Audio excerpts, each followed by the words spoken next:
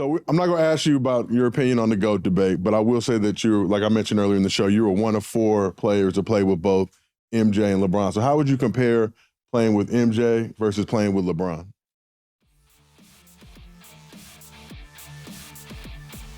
All right, welcome back to the show, everybody. Hope you all are having a great day so far. So I had a member's request to check this one out, and this one's from Fubo Sports. This one's titled How Michael Jordan and LeBron James Differ as Teammates. And then it also says Brendan Hayward breaks the GOATs down. And I believe it's Brendan Hayward because I think he played with Wizards Jordan. And then I think after that he played with early Cleveland LeBron. If I'm not mistaken, that's the way it went. So it would be interesting. He is one of the rare ones who got to see both of their leadership styles and see how they were as teammates, who led by example, who delegated, or all this type of stuff, who's passive aggressive. These are all the types of stuff I'm interested in when it comes to leadership. So I always look out for those things. So either way, guys, let's get right into this. Thank you for the members request. I appreciate it. I'm going to link the original video down below in the description of this one. You also see a list of channel members down there. Shout out to you guys. I appreciate y'all. Without further ado, let's just get into it. Like the video if you could. Hype it if you got any left. I'd appreciate it. And without further ado, let's go. What was it like playing with Jordan on that Wizard squad? It was crazy playing with Jordan because just to see the love, fans love this dude. Like just to see the love that he got, and then behind the scenes to see the work ethic. This dude was 40 years old out working everybody.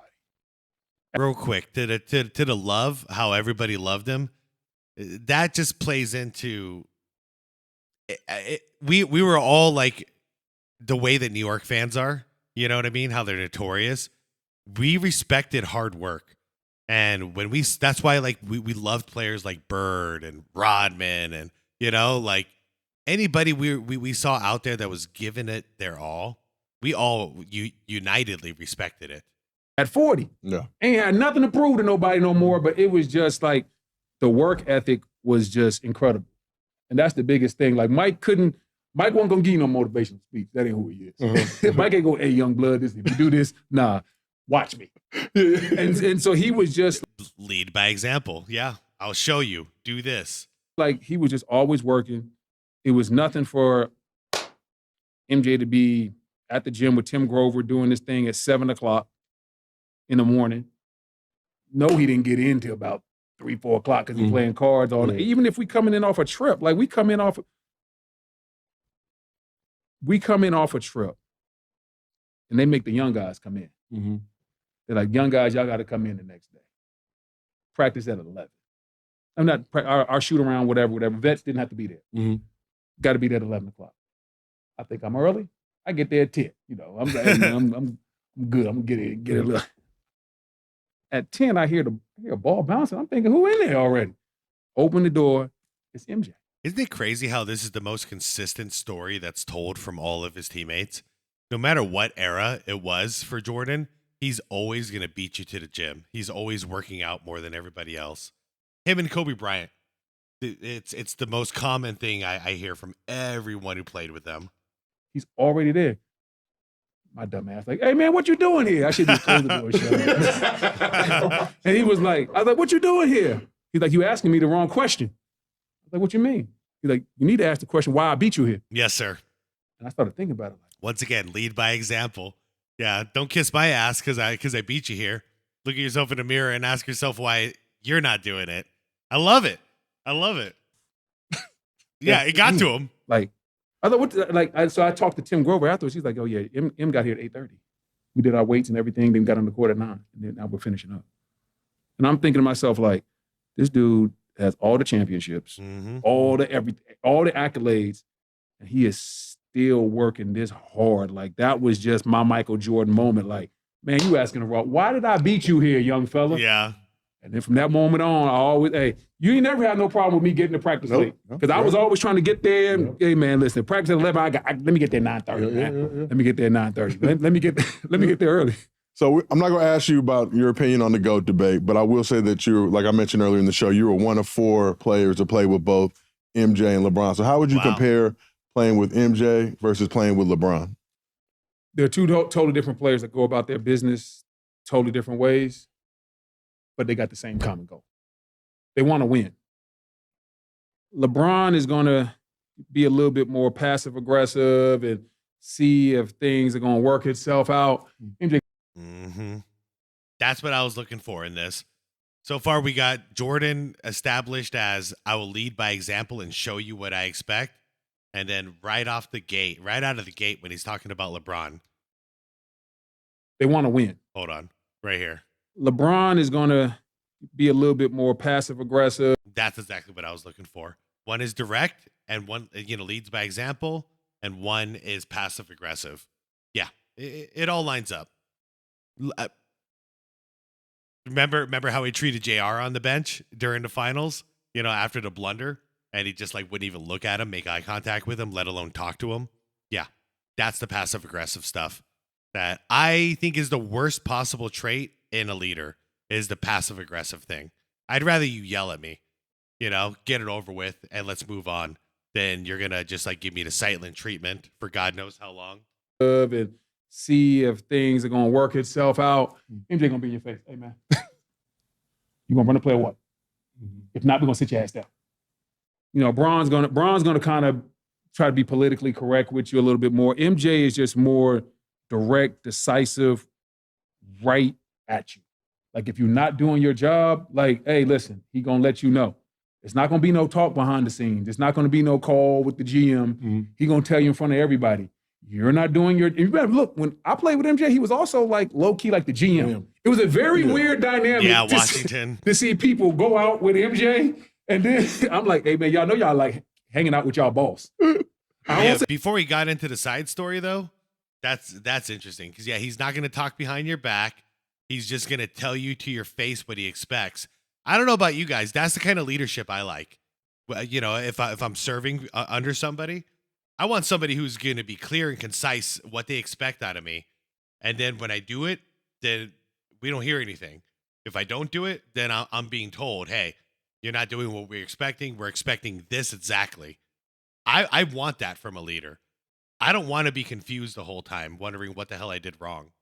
The player's name. So there was one player, he was he went out with Mike, played terrible the next day. Mike's playing great. Mike's like, man, you'd play better if you wouldn't have been out there partying all that long. He was like, I was kicking it with you. Like, hey, I can do that. Yeah, he can hang. MJ can hang. So it was a totally different dynamic because he was MJ and he was still part owner of the team and in the front office. He was our boss. It'd be like us going to play ball with Ernie Grunfeld. You know what I'm saying? Yeah. So it was a different dynamic, but he just worked. He worked both MJ and LeBron, work ethic, top tier. Top tier. Their work ethic is top tier. I hear that too. Okay, so I mentioned Jordan, I mentioned Kobe as far as the guys who are always in the gym. I hear all of LeBron's teammates say that LeBron's always in the gym too. It's just weird to me because Kevin Durant's the same way. I hear he's a gym rat as well. He's always there getting shots up, etc.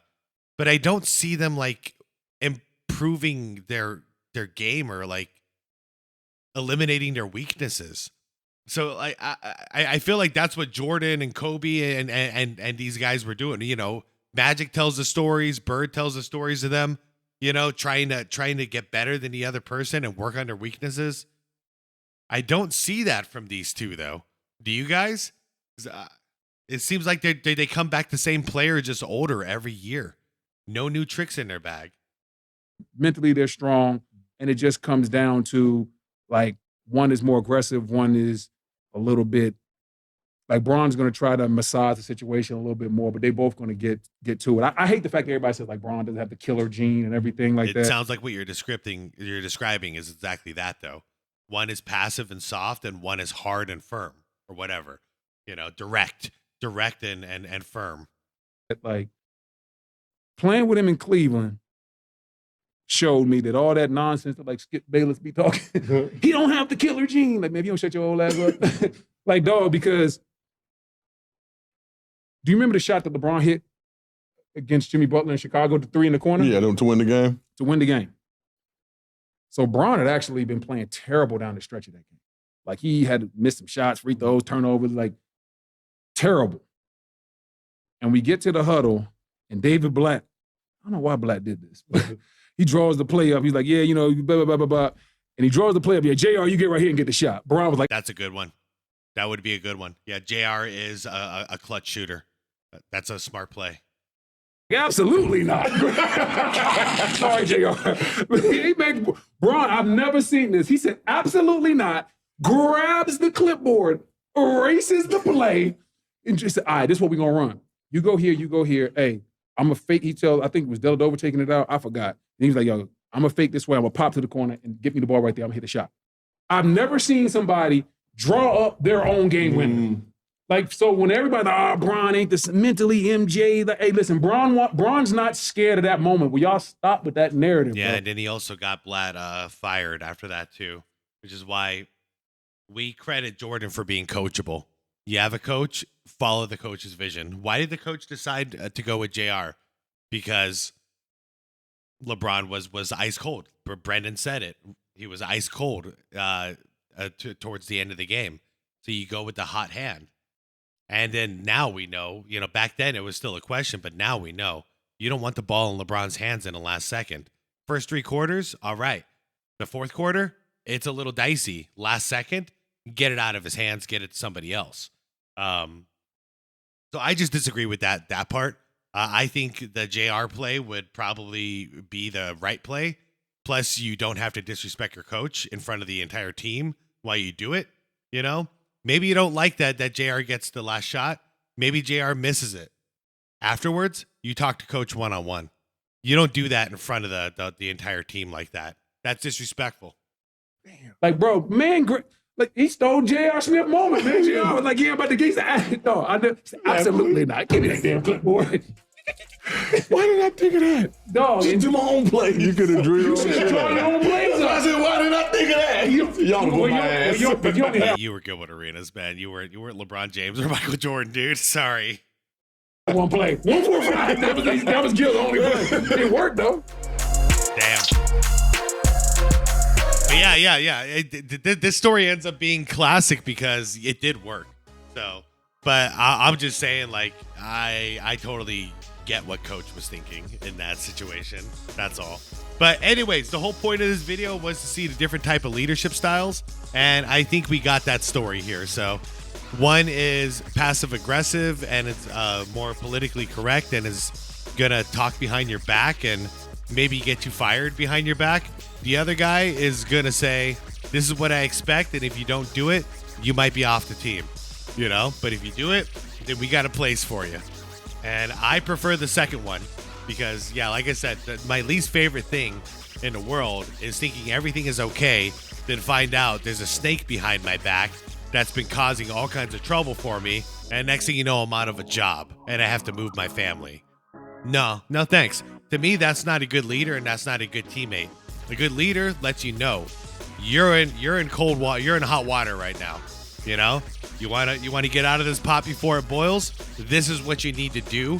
Trust me, because I'm leading you to something better. You know what I mean? And also lead by example by saying, watch me do it. This is what I expect you to do every time, just like I do. Okay? So that's the type of leadership that I prefer, always have preferred. But I notice society is changing, and now this is considered like too hard or too tough. But I don't know, like we've always been like a production country, at least. I'll speak for Americans at least. Like we always have had the expectation to produce in whatever we're doing, and this is the way you do it. To be passive all the time and not direct and let things just like slide under the table, and then they build up into a big mess eventually, and someone needs to get fired.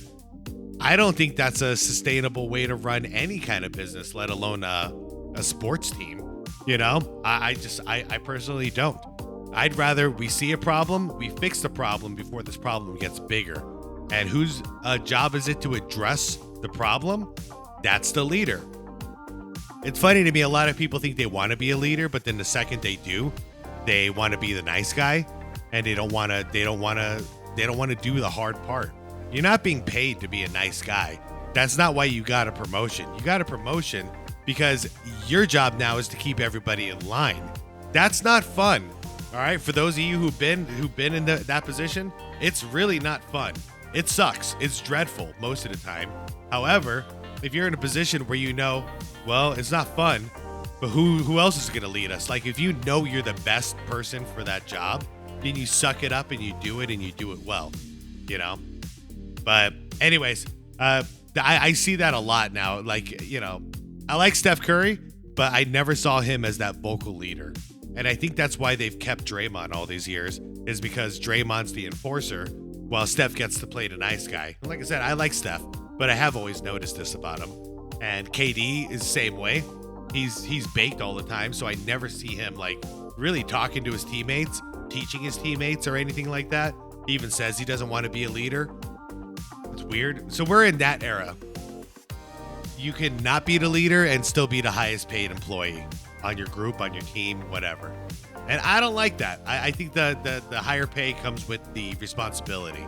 And yeah, that's where I'm going to leave it for today. Let me know what your thoughts are on this topic in the comments, guys. I'm very curious to see if we align or if we're different. I welcome all opinions. I'm just making my opinion very clear. You know, despite whatever opinions I may read or hear, this is still my opinion. I'm still standing with it. However, that doesn't mean your opinion's not welcome. I genuinely want to hear what you guys have to say. So please leave it in the comments and we have a nice chill conversation like we always do. All right, guys, I'm heading out of here. Like the vid on the way out if you could. Subscribe if you want more content like this. And most importantly, be water, my friends.